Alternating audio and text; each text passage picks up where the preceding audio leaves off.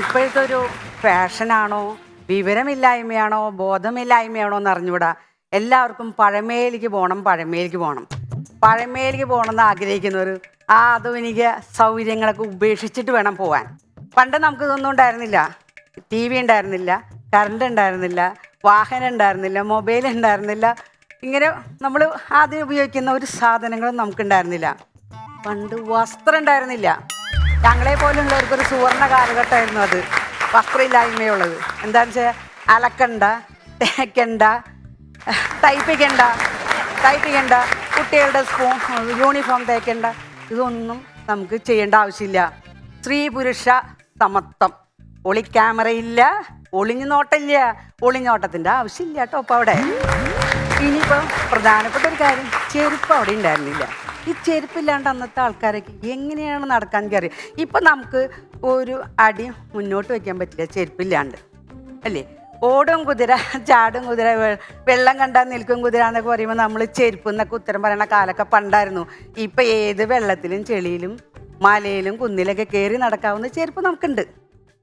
ചെരുപ്പോ നല്ല ചെരുപ്പ്, ചെരുപ്പോ നല്ല ചെരുപ്പ്, മെതിയടി ചെരുപ്പ്, പാളച്ചെരുപ്പ്, പകൽ ചെരുപ്പ്, ചെരുപ്പോ നല്ല ചെരുപ്പ്. പ്ലാസ്റ്റിക് ചെരുപ്പ്, റബ്ബർ ചെരുപ്പ്, വെള്ളിച്ചെരുപ്പ്, സ്വർണ്ണച്ചെരുപ്പ്, വാദത്തിനും വേദനയ്ക്കും ഇടാവുന്ന ചെരുപ്പ്, ഭാര്യയ്ക്കും ഭർത്താവിനും വലിച്ചെറിയാവുന്ന ചെരുപ്പുകൾ, കുടിയന്മാർക്കിടാവുന്ന ഒറ്റ ചെരുപ്പ് വരെയുണ്ട്. ഈ ഇണയെ നഷ്ടപ്പെട്ടാൽ ജീവിക്കാൻ പറ്റാത്ത വസ്തു ചെരുപ്പാണെന്ന് പറയും. പക്ഷെ അത് ഉയർത്തെഴുന്നേൽക്കും. ആരിലൂടെ? കുടിയന്മാരിലൂടെ ഉയർത്തെഴുന്നേൽക്കും. പൂവാലന്മാരുടെ പേടി സ്വപ്നം, യുവതികളുടെ രക്ഷാമാർഗം. ഈ ചെരുപ്പൊക്കെ കാണുമ്പോൾ നമുക്ക് ചില കളിപ്പാട്ടത്തിൻ്റെ രൂപമാണ്. നിങ്ങൾ ശ്രദ്ധിച്ചിട്ടില്ലേ? ഓട്ടോറിക്ഷയുടെ ഷേപ്പിലുള്ള ചെരുപ്പുണ്ട്, റോക്കറ്റിൻ്റെ ഷേപ്പിലുള്ള ചെരുപ്പുണ്ട്, കാറിൻ്റെ ഷേപ്പിലുള്ള ചെരുപ്പുണ്ട്. അങ്ങനെ ചെരുപ്പുകൾ പലവിധ. പഴയ കാലത്ത് ഇതിനെല്ലാത്തിനും ഒരു റബ്ബർ ചെരുപ്പാണ്. ഏത് കാര്യത്തിനും പോകണമെങ്കിൽ റബ്ബർ ചെരുപ്പ്. അത് മാക്സിമം നമ്മൾ യൂസ് ചെയ്യേണ്ടി വരും. തേഞ്ഞ് ബ്ലേഡ് പരുവത്തിലായാലും അവിടെ ഒരു ചിത്രം രൂപപ്പെട്ടാലും നമ്മൾ ഉപേക്ഷിക്കില്ല. വാറ് പൊട്ടിയാലും ചാക്ക് ചരടുകൊണ്ട് കെട്ടി, സൂചി കൊണ്ടൊക്കെ, മുട്ട് സൂചി കൊണ്ടൊക്കെ തറച്ച് കെട്ടിയിരുന്ന കാലമൊക്കെ കിട്ടാം. എല്ലാവർക്കും അത് ഓർമ്മയുണ്ടാവും. ആ കാലമൊക്കെ അന്നൊക്കെ അങ്ങനെയാണ്. ഇന്നങ്ങനെയാണോ? ചെരുപ്പും ഒരു പോറൽ കണ്ട ആ ചെരുപ്പ് വീടിൻ്റെ പിന്നിലാണ്. പിന്നെ ഇപ്പോൾ ചെരുപ്പ് ഒരു മഹാസംഭവമാണ്. രാഷ്ട്രീയത്തിൽ നല്ല പിടിപാടാണ് ഈ ചെരുപ്പ്. നോട്ടുമാല മാറി ചെരുപ്പ് മാല വന്ന് ഈ രാഷ്ട്രീയത്തിലൂടെയാണ്. ചെരുപ്പേർ എന്നൊരു കലാരൂപം ഉടലെടുത്തത് രാഷ്ട്രീയത്തിലൂടെയാണ്. ഒരു വീടിൻ്റെ ഗേറ്റ് ഇങ്ങോട്ട് തുറന്ന് ചെന്നാൽ അവിടെ ഒരു സംസ്ഥാന സമ്മേളനം നടക്കണമെന്ന് നമുക്ക് തോന്നും. അത്രയധികം ചെരുപ്പുണ്ട്. വീട്ടിൽ 2-3 പേരേ ഉള്ളൂ. കുളി പോവാൻ, ചന്തയ്ക്ക് പോവാൻ, പള്ളിയിൽ പോവാൻ, മുറ്റത്തുലാത്താൻ, എല്ലാത്തിനും വെവ്വേറെ ചെരുപ്പ്. ഇനി ഗേറ്റ് എങ്ങാനും തുറന്ന് കിടന്നാലോ പട്ടിക്ക് ജാഗ്രതയാ, പട്ടിക്കൊരു വീക്ക്നെസ്സാ. അടുത്ത വീട്ടിലെ പട്ടി വന്ന് ഈ ചെരുപ്പെങ്ങാനും എടുത്തുകൊണ്ടേ നമ്മളെങ്ങാനും ചോദിക്കാൻ ചെന്നാൽ അവിടുത്തെ പട്ടിയുടെയും ഉടമസ്ഥനെയും നിപ്പ് കണ്ട ഇത്രയും നല്ല ഉണ്ണികൾ വേറെ ഇല്ലയെന്ന് വിചാരിക്കും. തിരിച്ച് നമ്മളിങ്ങനെ വീട്ടിൽ വരുമ്പോൾ ഫ്ലൈങ് സോസ് പോലെ മതിലിൻ്റെ മുകളിൽ കൂടെ ചെരുപ്പുകൾ ഇങ്ങോട്ട് വന്ന് വീണ കാണാം. എൻ്റെ വീട്ടിലുണ്ടായിരുന്നു പോകണം. വീടിൻ്റെ അകത്തേക്ക് അങ്ങോട്ട് കടന്നു തന്നാലോ റാക്ക് നിറയെ ചെരുപ്പാ.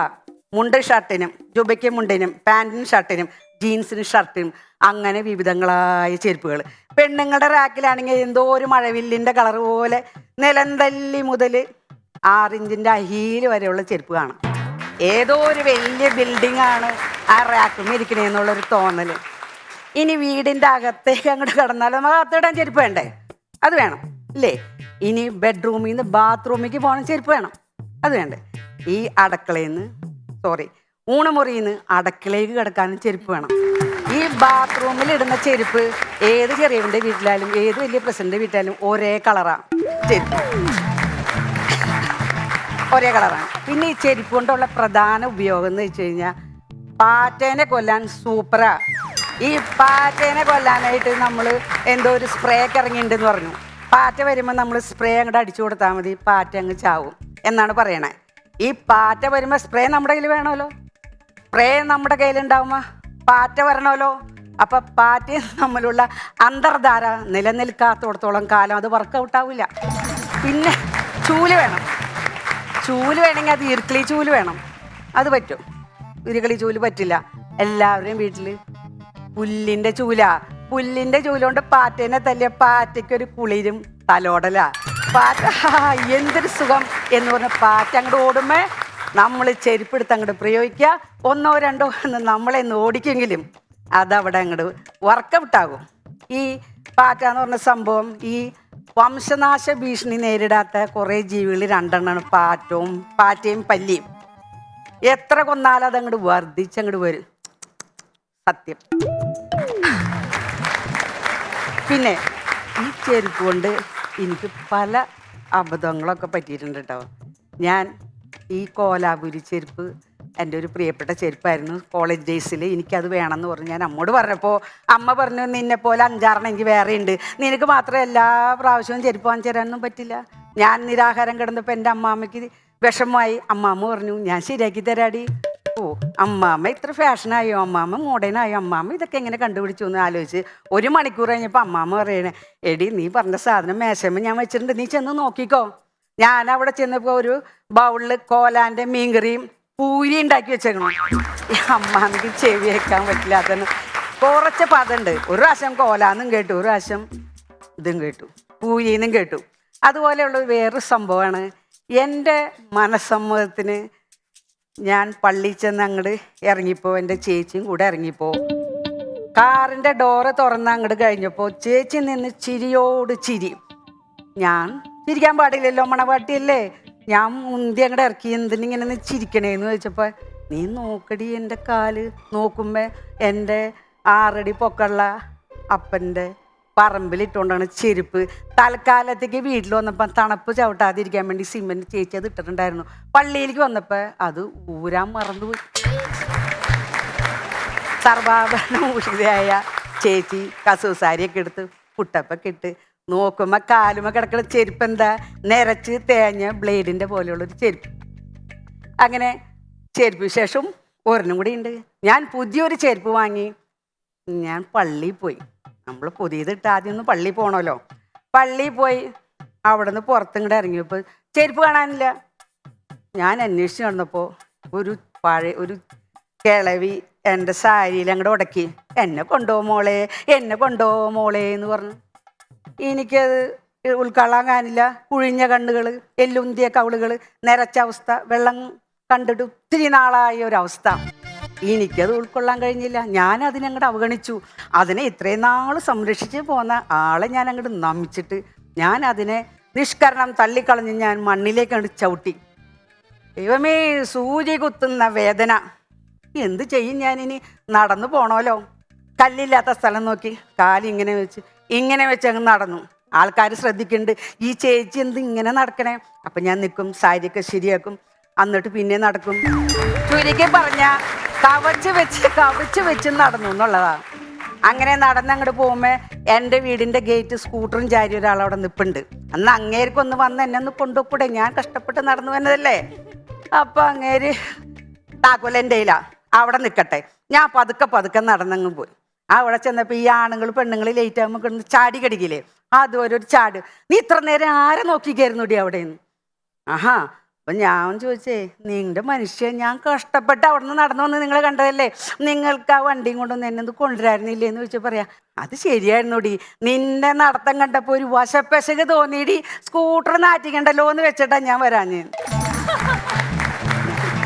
ഞാൻ പറഞ്ഞു, അത് ശരി, അങ്ങനെയാണല്ലേ കാര്യം. ഇന്നിവിടെ വിയപ്പം കൂടിയൊന്നുമില്ല, നിങ്ങൾ പോയി 4 ബിരിയാണി ഇങ്ങോട്ട് വാങ്ങിച്ചോണ്ടാ. അപ്പം നിങ്ങളുടെ സ്കൂട്ടറിന് നല്ല ബിരിയാണീൻ്റെ മണം കിട്ടും. ഇനി മോഷണകല അതാരംഭിക്കാൻ ആഗ്രഹിക്കുന്നവർ ആദ്യം നടത്തേണ്ടത് ചെരുപ്പ് മോഷണ. സുന്ദരമായിട്ട് ഹമ്പിൾ ആൻഡ് സിമ്പിൾ ഒരു ചെരുപ്പ് ആരെങ്കിലും ഊരിയിട്ടുണ്ടെങ്കിൽ അതിന് മുകളിൽ കയറി ഒന്ന് നിൽക്കുക, 4 വശം നോക്കുക, അതങ്ങിട്ടങ്ങ് നടക്കുക. പക്ഷേ ഈ സ്വർണം മോഷ്ടിക്കുന്നവനും പണം മോഷ്ടിക്കുന്നവനും കുറച്ചൊക്കെ രക്ഷപ്പെടും.